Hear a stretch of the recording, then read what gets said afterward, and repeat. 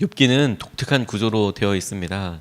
욥기 전체 내용이 하나님의 절대 주권에 대해서, 하나님께서 주관하시는 삶에 대해서 이야기하고 있는데, 그 형식상으로는 커다란 액자처럼 하나님께서 사단과 이야기하는 장면이 나오고, 맨 끝에 하나님께서 욥에게 말씀하시는 것으로 하나님의 이야기로, 그리고 하나님의 마무리로 이제 끝나게 되는 그런 액자 구성을 가지고 있습니다.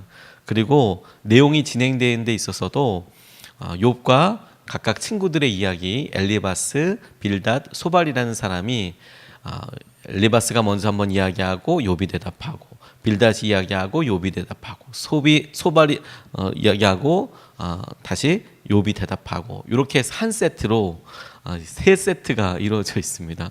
독특하죠? 그리고 맨 마지막에 소발이 이야기할 그 타이밍에 엘리후라는 사람이 이야기하는 것, 그리고 하나님의 이야기. 이래서 서로 대화 형식으로 진행되어 있는 그런 독특한 형식을 가지고 있습니다. 한 번은 어떤 전도사님들이 진급하기 위해서 1년에 한 번씩 시험 보시고 설교도 써내야 되고 그런 일들을 하게 되거든요. 그런데 목사님과 대화하다가 깜짝 놀란 적이 있었습니다. 이 목사님께서 그날 그 해의 주제가 고난에 대한 것, 욥에 대한 그런 주제였는데, 시험을 보시는 목사님께서 이 전도사님에게 물어보시더라는 거예요. 욥기의 주인공이 누구냐? 욥기의 주인공이 누구냐? 그랬더니 전도사님이 욥이죠. 그랬더니 목사님이 다시 물어보시더래요. 욥기의 주인공이 누구냐? 욥이죠. 욥기의 주인공이 누구냐? 욥이죠. 그랬더니 갑자기 버럭 화를 내면서, 어떻게 욥기의 주인공이 욥이냐? 하나님이지. 하나님께서 욥을 통하여서 이야기하시고 은혜를 드러내시는 것이지, 성경책의 주인공은 하나님이지 어떻게 욥이 되고 다윗이 되고 다른 사람이 될 수가 있냐? 욥기의 주인공이 누구냐? 하나님이죠. 똑같이 여러분, 우리가 이 고난에 대해서 생각할 때 고난의 주인공은 누구입니까? 욥이라고 생각하기 쉽죠. 그런데 하나님이십니다. 고난을 통해서 하나님께서 무언가를 만들어가는 도구이고 통로일 수, 기관일 수 있게 되는 것이죠. 오늘 본문 말씀은 욥과 세 친구들이 이렇게 한 세트로 이야기할 때, 엘리바스 이야기하고 욥 얘기하고, 빌닷 얘기하고 욥 얘기하고, 소발 얘기하고 욥 얘기하고, 이렇게 한 세트 두 세트 끝나고 마지막에 빌닷 대신에, 소발 대신에 엘리후가 이야기할 때, 엘리후라는 사람이 갑자기 이제 이야기하면서 독특한 자기의 의견을 드러내는데, 이 욥기는 형식상으로는 시가서라고 이야기해서 사람의 마음을 표현한 시와 같은 글로 쓰여져 있습니다. 그러니까 어떤 운문이라고 해서 라임이라는 게 가군, 두운 이런 운이 맞춰서 쓰여져 있는 그런 책인데, 이 엘리후 갑자기 이야기하는데, 저는 제가 이렇게 욥기를 계속 묵상하고 읽으면서 제가 드는 마음으로는, 항상 보면 이 쓴 사람의 목소리가 나오는 경우가 있어요. 보이스라고 이야기하는데, 어떤 작가의 관점이랄까, 그런 게 극 중에 어떤 사람으로 표현되는 때가 있어요. 제가 읽기에는 이 엘리후라는 사람의 목소리가 이 욥기라는 사람을 썼던 사람이, 누가 썼는지는 작자미상이지만 이 욥기라는 사람이 갖고 있었던 이 고난에 대한 보이스가 아닐까, 목소리가 아닐까, 이런 생각을 하게 되었습니다. 오늘 그 본문 말씀을 우리가 같이 좀 붙잡고 기도하고 싶습니다. 첫 번째로 붙잡고 우리가 같이 기도하고 싶은 것은 고난을 통해서 배운다라는 것입니다. 고난을 통해서 배운다. 우리가 같이 본문 말씀을 같이 읽겠습니다. 하나님은 곤고한 자를 그 곤고에서 구원하시며 학대당할 즈음에 그의 귀를 여시나니. 아멘. 똑같은 본문 말씀을 세번역 성경으로 보니까, 그러나 사람이 받는 고통은 하나님이 사람을 가르치시는 기회이기도 합니다. 이렇게 나와 있어요. 사람이 받는 고통은 하나님이 사람을 가르치시는 기회이기도 합니다. 번역이 약간 다른 부분들에 있어서 히브리 언어를 찾아보니까 이게 어떤 의미인가에 대해서 다소 그 상황을 의역해서 설명해 놓으신 것 같아요. 하나님께서 우리에게 곤고할 때에 그 곤고에서 구원하신다. 곤고한 자를, 이것을 하나님께서 고난을 통해서 우리를 가르치신다. 이렇게 번역을 해 놓았더라고요. 저는 이게 맞는 표현이라는 생각이 듭니다. 욥이 당한 고난의 특징이 뭐냐면 제대로 설명할 수 없다는 겁니다. 그 고난의 원인을, 왜 고난을 당하고 있는지. 심지어 이 욥기에 나오는 욥의 삶을 가만히 들여다보면 의인이 당하는 고난이라고 할 만큼의 어떤 흠잡을 수 없는 욥이라는 사람이 원인을 알 수 없는 고난이, 그것도 길게 이루어지게 있는 상황에 대해서 뭐라고 말할 거냐. 이 원인이 무엇인가에 대한 이야기가 이 욥의 친구들과 욥 사이의 이야기이거든요. 너 그거 너 죄진 것 때문에 그렇다. 너 죄인이기 때문에 그렇다. 뭐 이런 이야기가 계속 진행이 되게 되는데, 문제는 어느 사람의 말도 맞지 않는다는 것이죠. 하나님께서 마지막에 나타나셔서 너희들 이건 아니야, 저건 아니야, 그때는 있었냐 라고 이야기하시는 것을 통해서 그 사람들 의견이 다 틀렸다라고 이야기하고 계시거든요. 우리에게 있어서는 도저히 알 수 없는 이 고난에 대해서 엘리후는 뭐라고 이야기하고 있냐면, 잘못에 대한 책임이 아니라 하나님이 가르치시는 기회이다. 하나님께서 우리를 훈련시키시고 만들어 가시는 기회이다 라고 이야기하고 있어요. 하나님께서는 고난의 의미와 원인에 대해서 물어보지 않으시고, 우리가 사람들이 대답할 수 없는 폭풍과도 같은 질문들을 쏟아내셔서 한 40개가 넘는 질문들을 쏟아내시면서 우리가 얼마나 알지 못하느냐, 무지하냐, 그런데도 우리가 어떻게 하나님의 뜻을 안다고 이야기하느냐라는 부분을 이야기하시지만, 엘리후는 그 목소리로 하나님께서 우리를 가르치시려고 하고 계시는 것이다. 하나님께서 사람들을 고난을 통해 보지 못했던 것들을 보게 하시고 깨닫게 하여 주시더라. 미우라 아야코라는 분이 우리가 빙점으로 유명한 일본의 여류 작가이십니다. 독실한 기독교인인데 이분이 평생 몸이 아프셨어요. 죽을 만한 병도 걸리시고 거기 회복됐는데 평생 몸이 안 좋았습니다. 그런데 이분이 자기의 이 고난에 대해서, 물론 자기가 아파서 하나님을 믿게 되기도 했지만, 그런데 아파서 하나님을 믿어서 하나님께서 고쳐주시기도 하셨지만 완전히 고쳐주신 게 아니라 그래도 계속 아팠거든요. 그리고 꿈꿀 수 있는 것, 행복한 삶에 대해서 동경하는데 이 건강이 너무 힘든 그런 기도 제목이 되었습니다. 이 해결되지 않는 것을 어떻게 할까 하다가 그 고난을 이렇게 표현했어요. 아프지 않으면 드리지 못할 기도가 있다. 아프지 않았으면 기도하지 않았을 것이라는 말이다. 듣지 못할 말씀이 있다. 아프지 않았으면 하나님 말씀에 귀를 기울이지 않았을 것이라는 말이다. 접근하지 못할 장소가 있다. 아팠기 때문에 하나님 앞에 예배를 드렸다는 것이다. 우러러 뵈지 못할 거룩한 얼굴이 있다. 아팠기 때문에 거룩한 하나님을 만나볼 수가 있었다는 것이다. 아프지 않으면 나는 인간일 수 없다. 아프고 병들었기 때문에 신앙인이 되어 감사하게 되었고, 인생을 다시 보는 순간 작은 것부터 눈에 들어오는 모든 것들이 감사의 조건이 되었다는 사실을 하나님 앞에 고백하고 있다. 이렇게 고백을 하고 있어요. 아프니까 내 삶에 보이는 것들이 있고, 내 삶에 가와야 될 것이 있고, 내가 드려야 될 예배가 있고, 해야 될 기도들이 있더라. 그 상황에 처해 보니까. 그렇지 않습니까? 우리가 그 상황에 가보면 하나님께서 우리를 기가 막히게 바꾸시고 우리에게 알려주세요. 우리가 마치 그 일을 고3 생활 다 고3이라고 하지만 고3 돼보면 그날이 어떤 기분인지 알고, 다 군대 간다고 하지만 군대 갈 때가 되면 남자들이 그게 어떤 기분인지 알고, 아이들 다 낳는다고 이야기하지만 아이를 낳을 때가 돼보면 그 마음이 무엇인지 아는 것처럼, 고난이라는 것이 하나님께서 이 땅을 새롭게 보게 하고 어렵게 하는 데에 그냥 어렵다 힘들다가 아니라 하나님의 시선을 알게 하는 굉장히 중요한 통로가 되더라. 하나님이 주인공이시라면 그러면 하나님, 이 하나님의 뜻과 계획을 우리에게 알려주십시오. 가르쳐 주십시오. 이렇게 붙잡고 기도하는 것이 되게 중요하겠다는 생각을 하게 되었습니다. 두 번째로 붙잡게 된 것은 무엇이냐면 어려움을 통해 귀를 기울이게 된다라는 것입니다. 어려움을 통해 귀를 기울이게 된다. 다시 한번 본문 말씀 읽겠습니다. 하나님은 곤고한 자를 그 곤고에서 구원하시며 학대당할 즈음에 그의 귀를 여시나니, 이렇게 나와 있습니다. 학대당할 즈음에 그의 귀를 여신다. 이 세번역 성경으로는 사람이 고통받을 때에 하나님은 그 사람의 귀를 열어서 경고를 듣게 하십니다.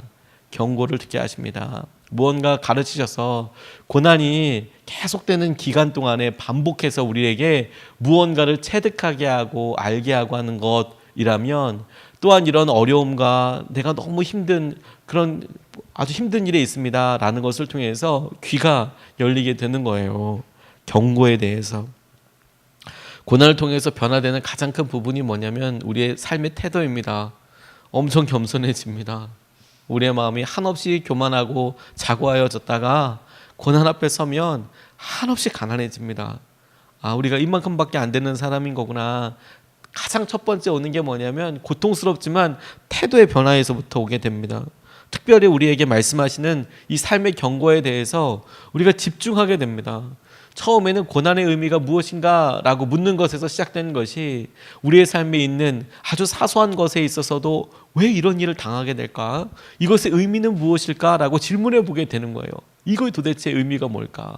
고난만 질문하게 되는 게 아니라 삶의 여러 가지 일들에 대해서 질문이 아주 많아지고, 그리고 전혀 연관 없는 것들과 연결시켜서 이야기하기 시작합니다. 평소 때라면 그렇게 연결되지 않았겠지만, 아, 내가 어제 만났던 사람에게 내가 했던 태도가 하나님 보시기에 예쁘지 않으셨나 보다. 아, 내가 우리 자녀들에게 했던 일들이 내가 고난을 경험하고 나니까 내가 이게 어떤 의미인지에 대해서 질문하게 되는 것이죠. 평소 때는 그렇게 묻지 않았습니다. 근데 고난이 힘들어지고 어려워지니까 내가 영적인 것과 내 삶의 사소한 것을, 내가 반복적으로 해오던 습관과 내 삶에 지금 있는 고난의 원인들을 연결시켜서 생각해 보다 보니까 회개도 많아지고, 그리고 더 고통스러운 것도 많아지고, 그걸 통해서 내가 삶에 하나님께서 세미하게 하시는 말씀들에 대하여 퍼뜩퍼뜩 놀라게 되는, 마치 커다란 소리를 이야기하시는 것처럼 쿵, 마음속에 정말 쿵 소리가 나는 것처럼 경고를 듣게 되는 것이죠. 내가 똑바로 살아야 되는 거구나. 내가 깨어 있어야 하는 거구나. 그런 생각을 하게 되더라는 거예요. 하나님은 고난을 통해서 당신의 계획을 우리에게 말씀하시고 그분을 신뢰하도록 이끄시고, 더군다나 그분과의 친밀한 관계 가운데 들어오도록 우리를 초청하세요. 하나님이 이런 작은 일도 내가 주님 앞에 겸손한 마음으로 회개하게 되고 나아가게 되더라고요. 하나님께서 이루실 모든 가능성에 대해서 우리가 인정하게 되고, 그리고 하나님께서 말씀해 주신 아는 부분들까지도 우리가 신뢰할 수 있게 돼요. 결국에 고난을 통해서, 고난의 때에만 하나님께서 이야기하시는 특별한 그런 메시지가 있죠. 제가 참 좋아하는 목사님 중에서 선교 대구를 맡고 계시는 윤순동 목사님이라는 분이 계세요.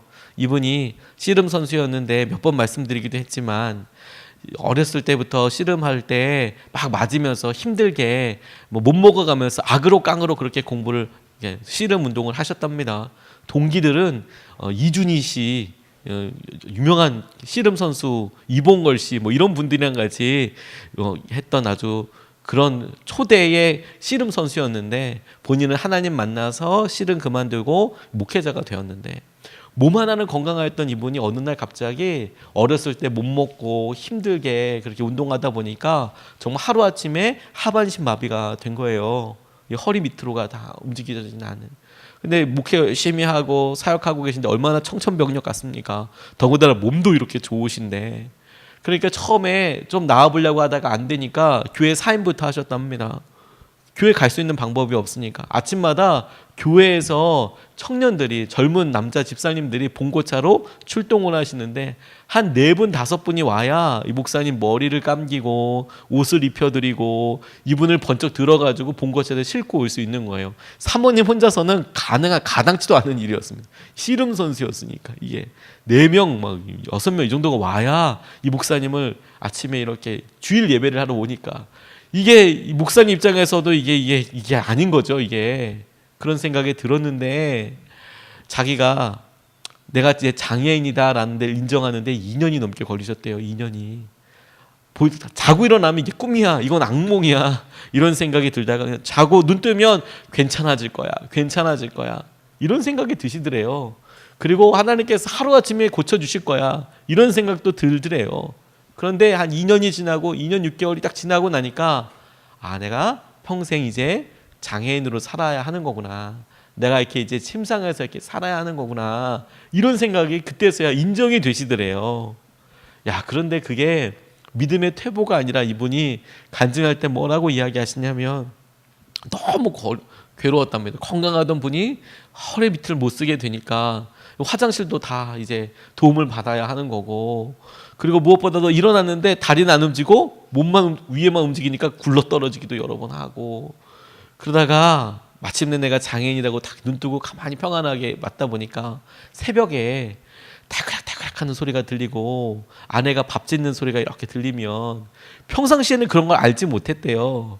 그런데 우리 아내가, 사랑하는 우리 아내가 날 위해서 지금 밥을 짓고 있는 거구나. 그리고 새가 와서 막 짖으면 옛날에는 왜 저러는 거예요? 잠도 못 자게, 이런 생각을 하다가 하나님께서 오늘 하루 여시면서 야, 너 너무 실망하지 말아라, 너무 낙담하지 말아라, 새를 보내주셔서 지금 신방 오신 거구나, 이렇게 들려지게 되고, 무슨 얘기와 이런 일들이 하나님께서 내 삶의 중요한 의미로 이렇게 이야기하시고 부딪혀 주는 거구나. 자기가 누워서 다 받아보니까, 그리고 내가 이제 장애가 있다라고 장애자다라고 생각하고 되니까 그게 보여지고 붙잡혀지게 되더라는 것이죠. 그 이후에 수술을 여러 번 하셔서 이제 철심도 받고 수술도 하셔서 이제 마침내 8년 만에 걷게 되셨는데, 이런 설교 때 그런 이야기를 이렇게 하시는 거예요. 내가 거기 있어 보니까 마침내 그런 것들이 들리게 되더라. 얼마나 소중한 관계들이 있는지 보여지게 되더라. 우리 삶에 하나님께서 그런 사랑해야 될 사람, 의미 있는 것들에 대해서 한두 번 말씀하시지 않았거든요. 의미와 사랑으로 말씀하시는데, 근데 우리는 그것을 잊어버리고 귀 기울이지 않고 있다가 고난이라는 것을 통해서 그게 얼마나 우리에게 소중한 것이냐 깨닫게 되는 것이죠. C.S. 루이스가 사람은 시련이 닥치기 전에는 하나님께 귀를 기울이지 않는다. 그러므로 고통은 귀머거리에게 알아듣도록 하는 하나님의 확성기 같다. 고난 통해서 하나님의 음성을 알아듣게 된다. 재정에 대해서, 건강에 대해서, 관계에 대해서. 존 밀턴은 40살 때 양시력을 잃고 맹인이 되었습니다. 그런데 그가 그렇게 되고 나서 오 주님, 이런 고통을 통해서 내 영혼이 하나님을 알고 섬길 수 있는 인격을 주시니 감사합니다 하고 하나님을 찬양하고 감사하게 됐다는 거예요. 어려움을 통해 여러분, 우리는 어려움이 빨리 끝나게 해달라고 이야기하죠. 저는 그게 너무 이해가 가고 또 오늘도 그렇게 기도할 겁니다. 그런데 여기서 시선을 잠깐만 바꿔보는 것이죠. 욥의 주인공이 욥이 아니라 하나님이라면, 이 고난의 주인공이 이 고난을 통해서 뭔가 얻게 하시고자 하는 것이 하나님이시라면, 하나님 이 시기를 통해서 내게 가장 좋은 곳으로 나를 알려주시고 가르쳐주시고 내가 하나님의 음성에 아주 작은 것에도 귀 기울이게 하여 주십시오. 주님께 생하시는 것으로 주의 목소리로 충만해서 고난의 시기야말로 하나님의 음성이 심히 가까워서 그 음성대로 주님과 친밀하게 동행하는 그런 기간이 될 수 있게 해주십시오. 요셉이 그가 감옥에 있을 때나 노예였을 때 하나님의 음성과 하나님의 동행하심을 따라서 형통했습니다. 어려운 시기인데 마찬가지로 하나님, 우리의 이 시기가 주님의 말씀과 주님의 인도하심으로 충만한 그런 시간이 되게 하여 주십시오. 이렇게 우리 같이 기도하고 싶습니다. 오늘 기도하기 전에 우리 같이 본문 말씀 3번 같이 읽겠습니다. 하나님은 곤고한 자를 그 곤고에서 구원하시며 학대당할 즈음에 그의 귀를 여시나니. 하나님은 곤고한 자를 그 곤고에서 구원하시며 학대당할 즈음에 그의 귀를 여시나니. 하나님은 곤고한 자를 그 곤고에서 구원하시며 학대당할 즈음에 그의 귀를 여시나니. 아멘. 이 말씀 붙잡고 우리가 2번 나눠서 같이 기도하겠습니다. 첫 번째 기도는 고난 가운데 주님의 마음을 알게 하소서, 이렇게 기도하겠습니다. 주님, 어렵습니다. 힘듭니다. 주님께서 이 일을 통하여 우리를 훈련하시고 우리에게 무언가 알려주려고 한다면 하나님, 우리가 그 주님의 마음을 알게 하여 주셔서 아버지 하나님께 생하신 은혜 가운데 있게 하여 주십시오. 고난 가운데 주님의 마음과 주님의 뜻을 알게 하여 주십시오. 우리 같이 먼저 첫 번째로 기도하겠습니다. 아버지 하나님,